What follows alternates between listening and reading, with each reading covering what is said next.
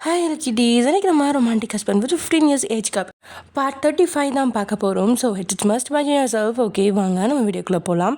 அதுக்கு முன்னாடி இன்னைக்கு ரக்ட ஹஸ்பண்ட் இல்லைடா. ஸோ எல்லோரும் ரக்ட ஹஸ்பண்ட் அக்கான்னு கேட்காதீங்க ப்ளீஸ். நாளைக்கு நான் உங்களுக்கு தெளிவாக தரமாக போட்டுறேன். ஓகே, பிகாஸ் நேற்று ட்ரிப் போயிட்டு வந்துட்டோம்டா வெளியே. ஸோ அதனால் செம்ம டயர்டு. இப்போயும் முடியதான் இருந்தாலும் சரி உங்களுக்காக இது ஒன்றாவது போட்டுடலாம் அப்படின்ற மாதிரி நான் போடுறேன்.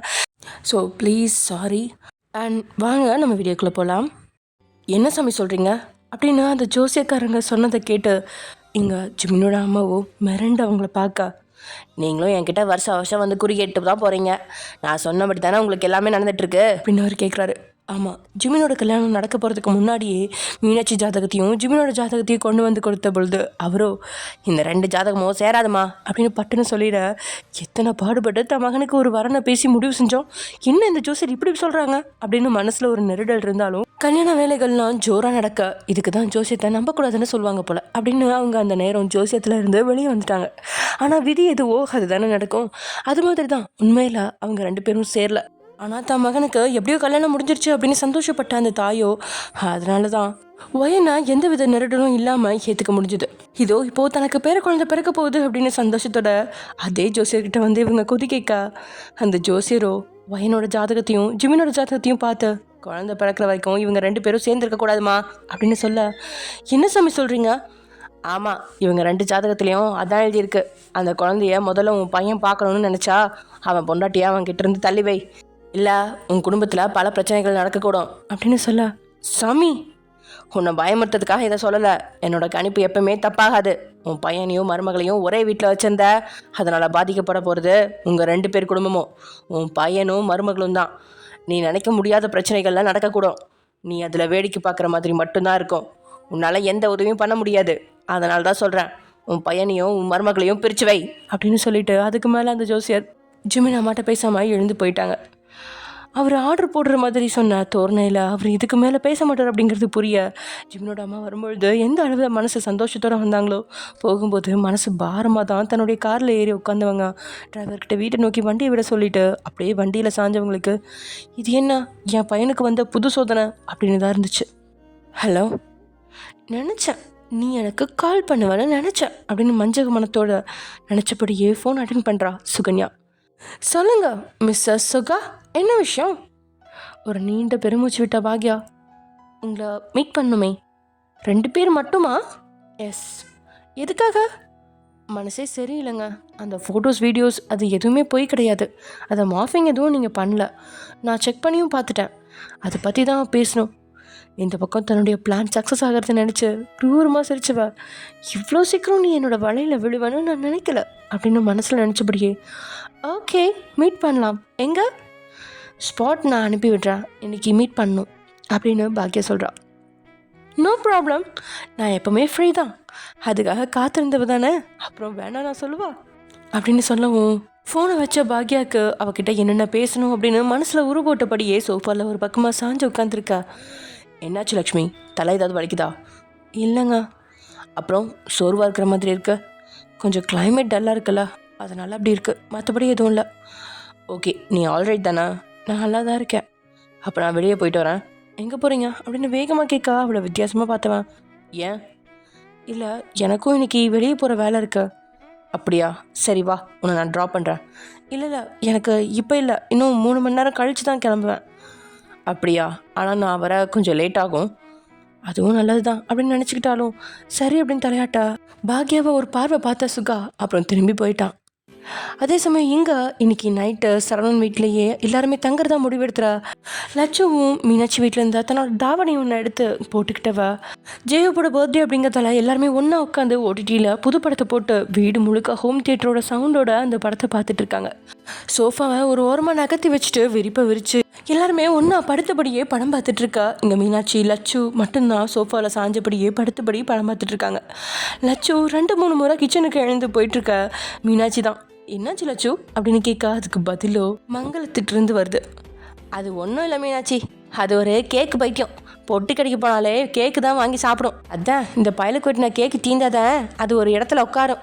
கொஞ்சம் கொஞ்சமாக போய் எலி மாதிரி சாப்பிட்டாதான் அதுக்கு திருப்தியாக இருக்கும் அப்படின்னு கிண்டலாத்த மகளை தெரிஞ்சுக்கிட்டே அவர் சொல்ல, அம்மா அப்படின்னு சினுங்கினவளோ அதுக்கு மறுப்பும் தெரிவிக்கல. தான் அண்ணியை பார்த்து அசடு வழியை சிரிக்கி மட்டும் வைக்கிறான். அப்படின்னா ஒரு பிளேட்டில் எடுத்து வச்சு சாப்பிட வேண்டியதானே லட்சு? அண்ணி அதெல்லாம் அந்த பிள்ளைக்கு பத்தாது, அவளை விடுங்க. நானும் நிறைய தடவை சொல்லியிருக்கேன், கொஞ்சம் கொஞ்சமாக தான் சாப்பிடுவேன்னு சொல்லிட்டு கிச்சனுக்கும் வீட்டுக்கும் அது அழிஞ்சிட்டே கிடக்கும். அவளை விடுங்க, நம்ம படம் பார்ப்போம் அப்படின்னு ஜெய்ஹோப்பும் லட்சுவை கிண்டல் பண்ண அதை கேட்டு எல்லாருமே சிரிச்சபடியும் மறுபடியும் படத்தில் முழுகிட்டாங்க. அது ரொம்பவே இன்ட்ரெஸ்டான படம் அப்படிங்கிறதால ஹோம் தியேட்டர் வேற கும்மு கும்முன்னு சவுண்டு கேட்க தியேட்டர் எஃபெக்டில் படம் பார்த்துட்டு இருக்காங்க. எல்லாருமே தன்னை கிண்டல் செஞ்சுட்டாங்களே அப்படின்னு ரொம்பவே கஷ்டப்பட்டு இருக்க நினச்சாலும் அது முடியாமல் போக மெதுவாக எழுந்து போக இந்த முறை அவள் போகிறத யாருமே பார்க்கல. கிச்சனுக்கு போய் கேக்கோட இன்னொரு பீஸை ஃப்ரிட்ஜில் இருந்து எடுத்து வாயில் போட்ட லட்சு ஹாலுக்கு போக பார்க்க அப்போது அவளுக்கு மட்டும் கேக் திறக்கிற சத்தம் கேட்குது. யாரும் வந்திருக்காங்க போல் அப்படின்னு தான் அன்னிக்கிட்ட தான் சொல்லி போனான். ஆனால் அவங்க எல்லாம் படம் பார்த்துட்டு இருக்கா. யார் அப்படின்னு அவள் எட்டி பார்க்க தெருவிளக்கு அன்னைக்கு எரியாததால் அவளுக்கு முகம் தெரியல. கேட்டை திறந்து நெடுன்னு வளர்ந்தவன் உள்ளே நுழையிறது மட்டும் அவளுக்கு தெரிய வீட்டுக்குள்ளே இருந்த கதவை திறந்துக்கிட்டு வெளியே வந்தவா வெளியிட்ட போட சுவிட்ச் பாக்ஸ் பக்கத்தில் போக, ஆனால் அப்போ தான் மழை பெஞ்சு ஓஞ்சிருந்ததால் அந்த சிமெண்ட் தரையில் தண்ணி தேங்கி இருக்கா. இருட்டில் கண்ணு தெரியாமல் அந்த தண்ணியில் கால் வச்சவா வழுக்கி கீழே விழுக போக அவளை கீழே விழுக விடாமல் நொடி நேரத்தில் அவளோட இடையை பிடிச்சு தாங்கி நின்னது ஒரு வலிய கரம். திடீர்னு ஒரு அந்நிய மனிதர் அவளை பிடிக்கவும் மிரண்டு நிமிர்ந்து அவள் யாருன்னு பார்த்தவ அப்படியே உறைஞ்சு தான் போறா. டேயை பார்த்து சார் அப்படின்னு அவள் அதிர்ச்சி அவனை பார்த்தபடியே சொல்ல, அவள் அப்போதான் கேக் சாப்பிட்டு வந்ததால அவள் இதழோட ஓரம் க்ரீம் ஒட்டி இருக்கா. அந்த இரவு வெளிச்சத்துலேயும் அது அவனுக்கு தெரிய யோசிக்கவே இல்லை. ஒரு கையை அவள் இடையில வச்சு தாங்கி இருந்தவன் இன்னொரு கையை அவன் முகத்தருக்கே கொண்டுட்டு வந்து அவளோட உதட்டில் ஒட்டி இருந்த அந்த க்ரீமை துடைக்க அவனோட அந்த செய்கையில் இவ இன்னும் மிரண்டவனை பார்க்க அவளோட முக அழகில் சொக்குனவனோ ஏன் ஃபோன் அட்டன் பண்ணல அப்படின்ற கேள்வியா ரொம்ப ஆழ்ந்த குரலை கேட்குறான். லட்சுவோ அப்படியே அதிர்ச்சி விலகாம கண்ணை சிமிட்டாம அவனையே பார்த்துட்டு இருக்கா. டேயோ ஏய் நான் பேசுறது கேட்குதா உனக்கு அப்படின்னு கேட்குறான். அவன் அதுக்கு அதே விழிகளோட மெதுவாக மேலும் கீழும் தலையாட்டா. அப்போ சொல்லு, என்னோட காலை ஏன் அட்டன் பண்ணல? மெசேஜும் பார்த்து தானே, ஏன் ரிப்ளை பண்ணல அப்படின்னு சொன்னட்டேயோ இத்தனை பக்கத்தில் அவளை பார்த்து அவகிட்ட உருகிட்டு இருக்கான். ஆமாம், நார்மலாக இருந்திருந்தா இந்த கேள்வியை ஒரு வித மிரட்டலோடு கேட்டிருப்பான். ஆனால் அவனோட வார்த்தைகளும் சரி முகமும் சரி குழஞ்சு மூச்சு வாங்கினபடியே வந்து விழுகுது.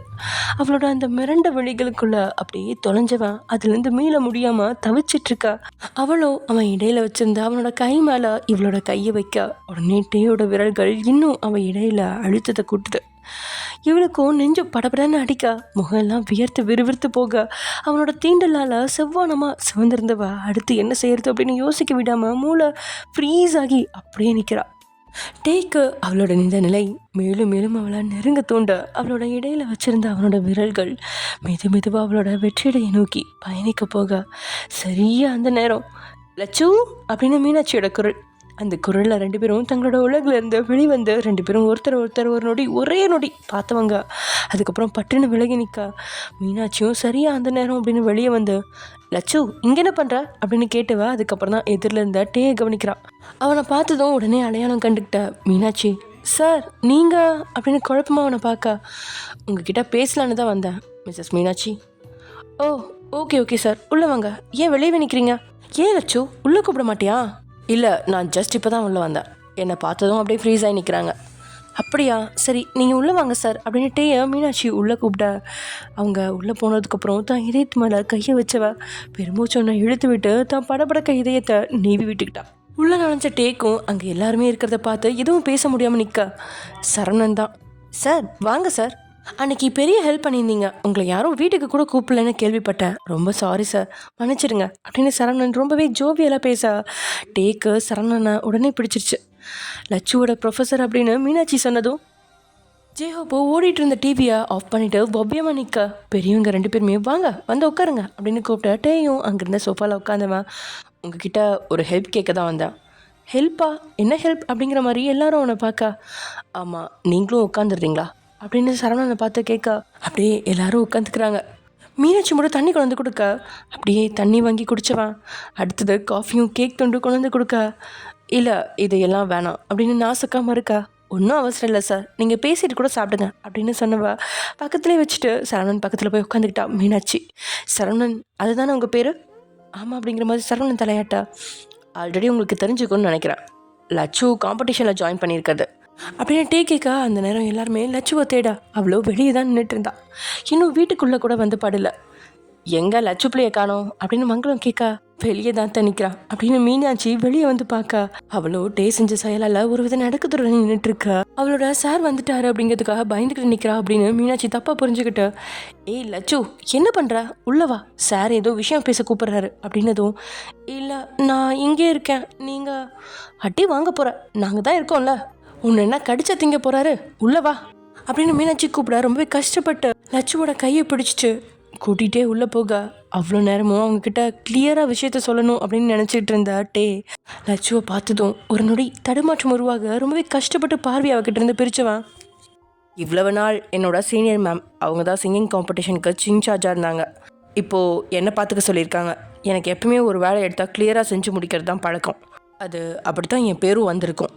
அப்படி இருக்கிற பட்சத்தில் மொத்தம் 7 பேர் சிங்கிங் காம்படிஷனில் செலக்ட் ஆகியிருந்தாங்க. அதில் ஒரு பொண்ணு வர முடியாமல் போயிடுச்சு. அதுக்கு பதிலாக தான் லட்சுவை நான் செலக்ட் பண்ணேன். உங்கள் பொண்ணோட வாய்ஸ் கூட ரொம்பவே யூனிக்காக நல்லா இருக்குது. இன்றைக்கி ஒரு நாள்லேயே நல்லதான் பிக்கப் பண்ணியிருக்காங்க. சரின்னு நானும் ப்ராக்டிஸ் பண்ணிலேருந்து விட்டுட்டு வந்துட்டேன். அந்த சாந்தா மேம் ஈவினிங் வந்து எல்லாரையும் பாட சொல்லி கேட்டப்ப உங்கள் பொண்ணு ஏதோ ஒரு தயக்கம், அதனால் ஒழுங்காக பாடாமல் அழுதுகிட்டே ஓடி வந்துட்டாங்க அப்படின்னு அவன் சொன்னதும், என்ன அழுதாளா அப்படின்னு சரவணனை தவிர மற்ற எல்லாருமே அவளை பார்க்க லட்சுவும் தலையை கீழே குனிஞ்சுக்கிட்டான். எனக்கு தெரிஞ்சு முதல்ல பாடுறதுனால வர ஃபியாக தான் இது. நீங்கள் எல்லாருமே சொன்னால் லட்சு கேட்டுப்பாங்கன்னு நினைக்கிறேன். அதனால் நீங்கள் தான் எப்படியாவது அவங்கள பாட்டு பாட அனுப்பணும். நாளைக்கு ஒரு நாள் தான் இருக்குது. அவங்க பாடலைன்னா கண்டிப்பாக எனக்கும் பேட் நேம் தான் வரும். அதனால் எனக்கு ஒன்றும் அவ்வளோ பிரச்சனைலாம் கிடையாது. பட் உங்கள் பொண்ணோட வாய்ஸ் நல்லா யூனிக்காக இருக்குது. அவங்கக்கிட்ட எந்த டேலண்ட்டும் இல்லை அப்படின்னு நினச்சிருக்கலாம். ஸோ இதை ஒரு வாய்ப்பாக நினச்சி அவங்களும் பண்ண நீங்கள் கொஞ்சம் மோட்டிவ் பண்ணுங்கள். இதை சொல்கிறதுக்கு தான் உங்கள் வீட்டுக்கு போயிருந்தேன். எல்லாருமே இங்கே வந்திருக்கிறதா சொன்னாங்க. அதனால தான் உங்களை பார்த்து பேசிட்டு போக வந்தேன். மற்றவங்களா இருந்திருந்தால் இவ்வளோ தூரம் வந்திருக்க மாட்டேன். வயனோட ரிலேஷன், அதனால் இவ்வளோ தூரம் வந்து பேசிட்டு போகிறேன். கொஞ்சம் கன்சிடர் பண்ணுங்கள் அப்படின்னு சொல்லிவிட்டு பாத்தி சோஃபாலேருந்து எழுந்து நிற்கிறான்.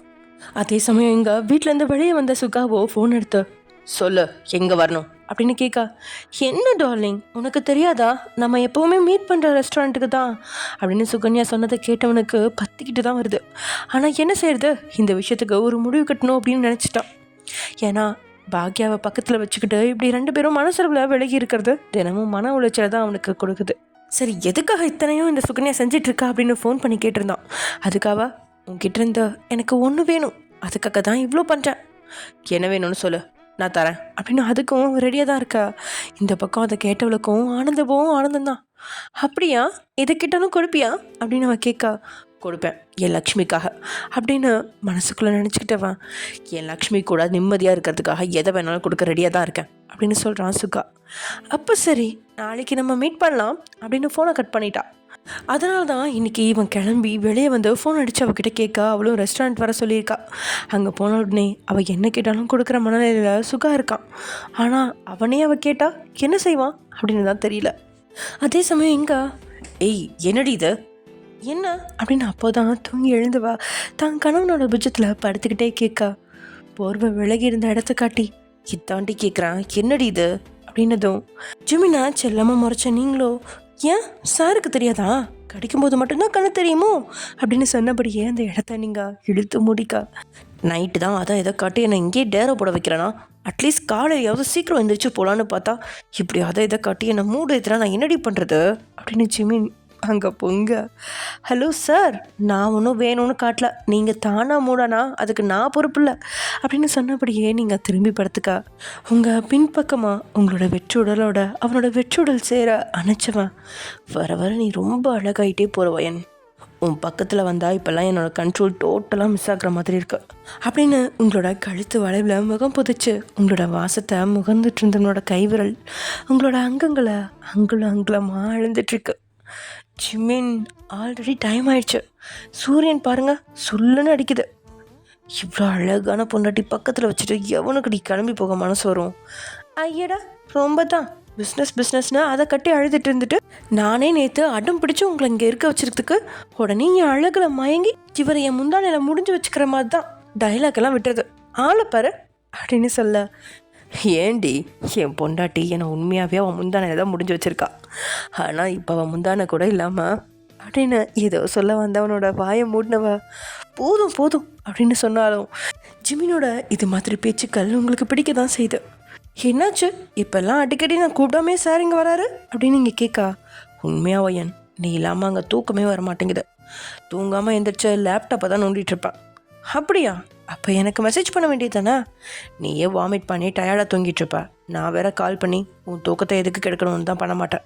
அதான் 2-3 நாளாக தொடர்ந்து தூக்கம் இல்லாமல் ஒரு மாதிரி டிப்ரெஸ் ஆகிடுச்சு. ஸோ என் டார்லிங்கை பார்க்க ஓடி வந்துட்டேன். ஆமாம், இங்கே வரதை அத்தை கிட்ட சொன்னீங்களா? உங்கள் அம்மா கிட்ட? அம்மா கிட்ட முதல்ல 2 தடவை சொன்னப்போ ஒன்றுமே சொல்ல. இப்போவும் எதுவும் சொல்ல மாட்டாங்க. அதனால தான் சொல்லலை. அவங்களுக்குமே தெரிஞ்சிருக்கும் நைட்டு அங்கே வரலன்னா இங்கே இருப்பேன்னு. உண்மையாகவே நான் லக்கி தான். இல்லைப்பா, நான் தான் லக்கி. அப்புறம் சாருக்கு ஞாபகம் இருக்கா? இன்னும் 2 நாளில் செக்கப் போகணும். நல்லாவே ஞாபகம் இருக்கு. அப்பாயின்மெண்ட்லாம் வாங்கிட்டேன்டி அப்படின்னு சொன்னபடியே மணியை பார்த்ததும் வீட்டுக்கு போயிட்டு அப்படியே ஆஃபீஸ் போகணும் இல்லையா அப்படின்னு சொன்னவனோட முகம் சுருங்க. என்னாச்சு மேடம், இவ்வளோ நேரம் நல்லா பிரைட்டாக அந்த மாதிரி இருந்துச்சு? அதான் நீங்களே பார்க்குறீங்களா? என்ன, எனக்கு ஓரளவுக்கு வாமிட் கண்ட்ரோல் ஆயிடுச்சு. மேனேஜ் பண்ணுற அளவுக்கு தான் இருக்கேன். சரி, அது நல்ல விஷயம் தானே? இல்லை, என்ன நம்ம வீட்டுக்கு கூட்டிகிட்டு போங்க ஜிமின். என்ன அப்படின்னு அதிசயமா உங்களை பார்க்க. ஆமாம், நான் நல்லா ஆயிட்டேன். என்னால் வாமிட்லாம் மேனேஜ் பண்ணிக்க முடியும்.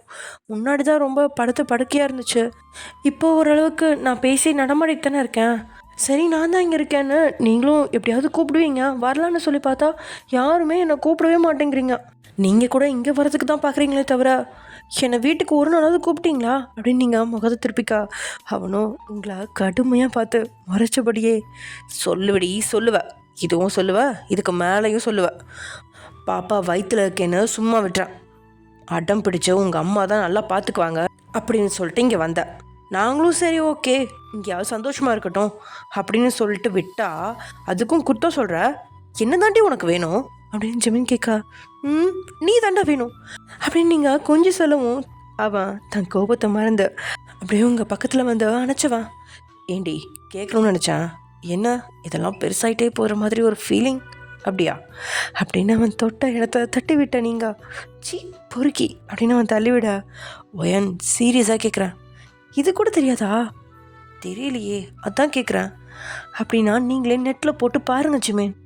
ரொம்ப தாண்டி பண்ணுறேன். ஆனால் முன்ன விட இப்போ தான் பிடிக்கிறதுக்கு நல்லா வசமாக சாஃப்டாக பஞ்சு மாதிரி அப்படின்னு சொல்லிட்டு அவன் கையை வைக்க போக்க அவன் கையை தட்டி விட்டு. நீங்கள் டைம் ஆயிடுச்சுல, கிளம்புங்க. எங்கே கிளம்புறது? நீயும் வரேன்னு சொன்ன. நானும் தான். சரி வா, உன்னை நான் குளிப்பாட்டி விடவா?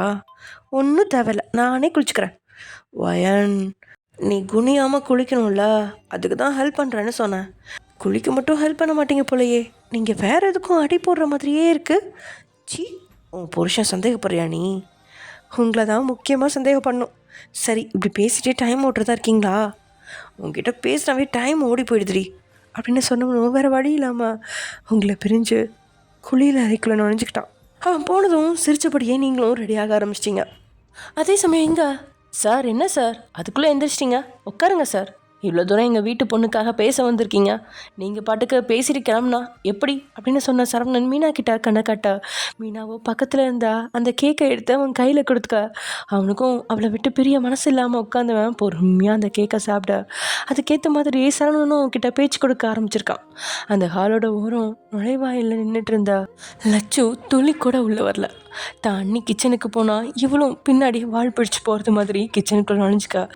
அவள் பயந்த சுபாவம் தெரிஞ்ச மீனாவும் சரி, அவங்க வீட்டில் யாரும் சரி அவளை உள்ளே வர சொல்லி கட்டாயப்படுத்தலை. ஆனால் இப்போது அந்த கேக்கை முழுதாக சாப்பிட்ற வரைக்கும் அவள் அங்கே இல்லை.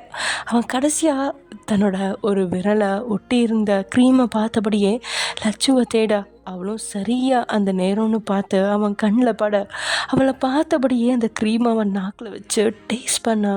தூரத்தில் நின்றுட்டு இருந்தவளுக்கு உச்சியிலேருந்து பாதம் வரைக்கும் ஜிவ்வுன்னு ஏற முகெல்லாம் ரத்தமாக சிவக்க நிற்க முடியாமல் சவத்தை பிடிச்சபடியே பட்டனை கீழே குனிஞ்சு நின்றுக்கிட்டான். அவளோட வெக்கத்தை பார்த்தவனுக்கு அவனையும் மீறி புன்னகையில் சுற்றி இருந்தவங்களோட பொருட்டு தன்னுடைய புன்னகையை ரொம்பவே கஷ்டப்பட்டு கட்டுப்படுத்தினவன் ஹார்மோன்கள் எக்குத்தப்பாக துடிக்க ஆரம்பிச்சிச்சு. இதுக்கு மேலே முடியாதரா சாமி அப்படின்னு அவனுக்கே தோண. சார் டைம் ஆயிடுச்சு, நான் கிளம்புறேன் அப்படின்னு முதல்ல சரவணன் கிட்ட சொல்லிவிட்டு மற்றவங்ககிட்டையும் ஒரு வழியாக சொல்லிவிட்டு விடை பெற்றவன் போகும்பொழுது அவகிட்ட ஒரு சின்ன தலையசைப்பு.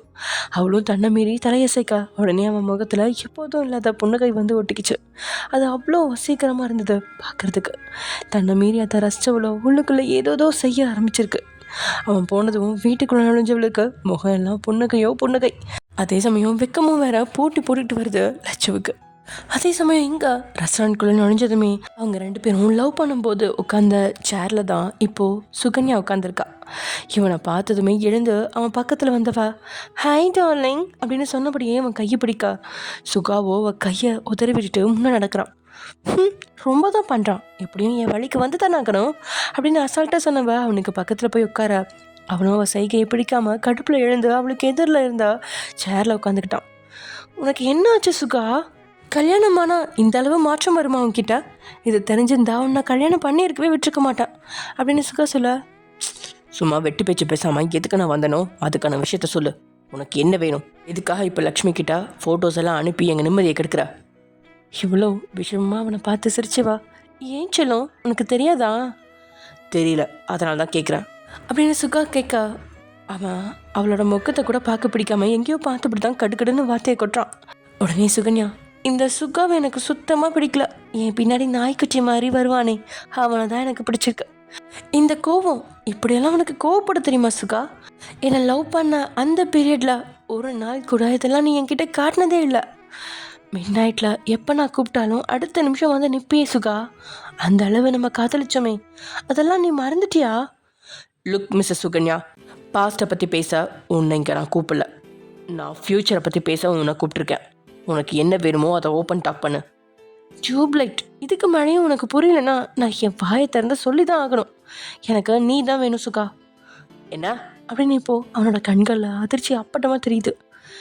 என்ன சுகா, இன்ப அதிர்ச்சியாக இருக்கா? வாட், இன்ப அதிர்ச்சியா? நான்சென்ஸ், கேவலமாக இருக்குது. நீ சொன்ன வார்த்தை அவ்வளோ கேவலமாக இருக்குது.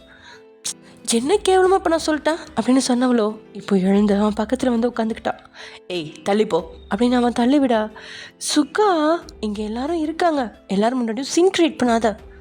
நீ தள்ளி உட்காரு, எந்த சீனும் நான் இங்கே க்ரியேட் பண்ண விரும்பல அப்படின்னு அவன் அவளை உதறி விடா. வேறு வழி இல்லாமல் அவனை விட்டு நகர்ந்து உட்காந்தவ அவனையே குரூரமாக பார்த்தபடியே. என்ன பேச்சுவார்த்தைக்கு கூப்பிட்டுட்டு இப்படி நடந்துக்கிட்டா என்ன அர்த்தம் சுகா? நீ பேசுறது அவ்வளோ அருவறுப்பாக இருக்குன்னு அர்த்தம். இதில் என்ன அருவறுப்பாக காட்டுட்ட அப்படின்னு இவ உதட்ட சொல்லிச்சு கேட்கா. ஏன் முன்னாடி காதலிச்சவங்க இந்த உலகத்தில் திரும்பவும் சேர்ந்துலையா? நீ பேசுறதுக்கு பேர் என்ன தெரியுமா? காதல் இல்லை, கள்ளக்காதல். கள்ளக்காதல் பண்ண சொல்லி என்னை கூப்பிட்டுட்டு இருக்கியா நீ? அதுவும் கட்டாயப்படுத்தி கூப்பிட்டுட்டு இருக்க. உன்னை ஒரு காலத்தில் காதலிச்சேன், பட் உன் மேலே உள்ள காதல் அது எப்போவோ என்னை விட்டு மறைஞ்சு போயிடுச்சு. பொய் சொல்லாத சுகா, எனக்கு தெரியும் நீ என்ன எந்த அளவு லவ் பண்ணேன்னு. எனக்கு தெரிஞ்சு இப்போ கூட நீ உன் பொண்டாட்டியை தொட்டு இருக்க மாட்ட. I am correct? ஏன்னா அந்த அளவு நீ என்ன உருகி காதலிச்ச சுகா. வாட் அப்படின்னு அதை கேட்டு சத்தமாக சிரிச்சுவேன். அப்படியெல்லாம் வேற உனக்கு நினப்பு இருக்கா? நான் என்ன மாங்க மடையை நினச்சிட்டு இருக்கியா நீ அப்படின்னு நக்கல் சிரிப்போட சொன்னவன். நீ என்னை விட்டு பிரிஞ்சு போனதுக்கப்புறம் நான் உன்னை நினச்சி உருகிறதுக்கு உங்கள் ஃபேமிலியில் ஒத்துக்கலை, கேஸ்ட் இஷ்யூ, இது மாதிரி ஏதாவது ரீசன் சொல்லியிருந்தா கூட நீ சொன்ன மாதிரி உன்னை நினச்சிக்கிட்டு இருந்திருப்பேனா என்னவோ. ஆனால் நீ பிரிஞ்சு போனதுக்கு ரீசன் பணம். சரியான பணத்தாசை பிடிச்சவளா என் வாழ்நாள் முழுக்க நினச்சிட்டு இருக்கா. எனக்கு என்ன பைத்தியமா? அவன் பேசினதில் அவன் முகம் கருத்தாலும், அப்புறம் ஏன் கல்யாணம் நடந்து இத்தனை வருஷம் ஆகியும் உனக்கு குழந்தை இல்லை அப்படின்னு சுகன்யா கேட்க. ஏய், அது என்னோட பர்சனல், அதை பற்றி பேச உனக்கு எந்த உரிமையும் கிடையாது. சரி ஓகே, அது அவள் பிரச்சனை, எனக்கு அதை பற்றி கவலை இல்லை. ஆனால் இப்போ கேட்டுக்கோ, இனி என் கூட பழைய மாதிரி நீ இருக்கணும். பழைய மாதிரி மட்டும் இல்லை, இன்க்ளூடிங் சிக். சி வாய மூடு. சரியான சாக்கடை நான் காதலிச்சிருக்கேன்னு இப்போ நீ நிரூபிச்சிட்ட. ரொம்ப பேசாத சுகா. நீ இப்படி பண்ணால் மட்டும்தான் நீ சொல்கிற பேச்சுக்கு நான் ஒத்து வருவேன். இப்போ கூட நான் அனுப்புன அத்தனை ஃபோட்டோஸும் பொய் அப்படின்னு என்னால் உன்னோட லக்ஷ்மி கிட்ட சொல்ல முடியும். அதை நம்பி லக்ஷ்மி உன்கிட்ட சிரிச்சு பேசுவா. அதெல்லாம் நடக்கணும்னா நீ என் கூடயும் டெய்லியும் டைம் ஸ்பெண்ட் பண்ணி தான் ஆகணும் அப்படின்னு சுகன்யா சொல்ல. அதுவும் நான் அந்த அளவுக்கு ஒன்றும் கெட்டவா இல்லை. நான் ஒன்றும் அவகிட்ட இருந்து உன்னை பிரிக்கலையே. அவ கூடயும் இருந்துக்கோ, என் கூடயும் இருந்துக்கோன்னு தானே சொல்கிறேன். சி கருமோ, நீ எல்லாம் பொம்பளை தானா? இதெல்லாம் பேச உன் வாய் கூசலையா அப்படின்னு சுகா கேட்கா. நான் ஒரு பொம்பளையாக இருக்கிறதுனால தான் இப்போ உன்னை தேடி வந்திருக்கேன் சுகா. புரியல? உண்மைதான், என் லைஃபுக்கு பணம் எவ்வளோ முக்கியம்னு நான் தெரிஞ்சுக்கிட்டதுனால தான் ஒரு பணக்காரனை கல்யாணம் பண்ணிக்கிட்டேன். அவன்கிட்ட பணம் இருக்கே தவிர என்னை அந்த விஷயத்தில் சாட்டிஸ்ஃபை பண்ண மாட்டான். ஆனால் உன் கூட இதுக்கு மேலே ஏதாவது பேசினா அரைஞ்சு பல்லெல்லாம் உடச்சிருவேன். அந்த மாதிரி ஆள் வேணும்னா ஊர் உலகத்தில் நிறைய பேர் இருப்பாங்க, அவங்கள தேடி போடி. சை, என் வாழ்க்கையில் இவ்வளோ கேவலமான பொண்ணுக்கு இடம் கொடுத்துருக்கேங்கிறத நினச்சா நான் வெக்கப்படுறேன். ஓய், என்ன அமைதியாக பேசிகிட்டு இருக்கேன்னு பார்க்குறியா? என் வேலையெல்லாம் காட்ட ஆரம்பித்தேன், நீ தாங்க மாட்டேன். இப்போ உன்னோட நிம்மதி சந்தோஷம் எல்லாமே அவள் தானே. அவளை நான் சும்மா விட மாட்டேன். அவளுக்கு குடைச்சல் கொடுத்துக்கிட்டே இருப்பேன். அவளே உன்னை அவள் வாழ்க்கையை விட்டு அனுப்புகிற மாதிரி பண்ணுவேன். பண்ணி காட்டட்டுமா? போடி சாக்கட, உன்னால் ஆனதை பார்த்துக்கோ. உன் கூட தனியாக பேச வந்ததை நினச்சி அருவருப்பாக இருக்குது. நீ பேசின பேச்சுக்க உன் கண்ணை ரெண்டுலேயும் பலான்னு அடிக்க தான் எனக்கு அவ்வளோ ஆத்திரம் வருது. ஆனால் உன்னை தொட்டா உன்கிட்ட இருக்கிற சாக்கடை எனக்கும் ஒட்டிக்குமேனு உன்னை தொட்டாமல் வார்னிங் பண்ணிட்டு போகிறேன். இதோடு நிப்பாட்டிக்கோ, இல்லை இந்த சுகா யாருன்னு அப்புறம் காட்ட வேண்டி வந்துடும் அப்படின்னு அவளை நோக்கி அருவருப்பான பார்வையை பார்த்துட்டு கோவமாக அந்த இடத்த விட்டு சுகா போடா போ, இனிமேல் நரகம்னா என்னன்னு உனக்கு நான் காட்டுறேன். இந்த சுகன்யாவை அவ்வளோ லேஸ்பட்டவன்னு நினச்சிட்டியா? உன் பொண்டாட்டியை வச்சே உன்னை எப்படி என் வழிக்கு கொண்டு வரணும்னு எனக்கு தெரியும் அப்படின்னு தன்னுடைய நகத்தை கடிச்சு பிச்சு எழிஞ்சவளுக்கோ அத்தனை எரியுது அவனோட வார்த்தைகளும் அவன் நடவடிக்கையும். அதே சமயம் இங்கே நேரம் கழிச்சு தான் வருவேன் அப்படின்னு சொன்னவனும் போன 1 மணி நேரத்திலே வீடு திரும்பிட்டா. அதுவும் முகம் முழுசும் அவ்வளோ கோபம் கொப்பளிக்குது. அதை பார்த்த பாக்யாவுக்கோ பயமாக இருக்குது. வந்த உடனே அவனை பார்க்க மட்டும் செஞ்சவ அமைதியாக கொஞ்ச நேரம் ஹாலில் உட்காந்துருக்கா. அதுக்கப்புறம் மெதுவாக ரூமை எட்டி பார்க்க அவனும் அவனோட கம்ப்யூட்டர் டேபிளில் உட்காந்து நெட்டியை 2 விரலை வச்சு தேய்ச்சிப்படியே உட்காந்துருக்கான். முன்னாடி இருந்த கோபம் கொஞ்சம் குறைஞ்சிருக்கா. என்னாச்சு சுகா அப்படின்னு அந்த ரூமுக்குள்ளே நுழைஞ்சவ கேள்வி எழுப்பினபடி அவன் பக்கத்தில் வந்து நிற்கா. சுகாவை அவளை பார்த்தவும் யோசிக்கவே இல்லை. வேகமாக தாவி இடையோடு அவளை இறுக்கி அணைச்சு அவன் முகத்தை அவள் வயிற்றோடு சேர்த்து அமைக்கிக்கிட்டான். ஓகே ஃப்ரெண்ட்ஸ், இதோட இந்த எபிசோட முடிச்சுக்கலாம். நெக்ஸ்ட் எபிசோட நடக்க போகுது அப்படிங்கிறத நெக்ஸ்ட் எபிசோடில் பார்க்கலாம். ஓகே, பாய்.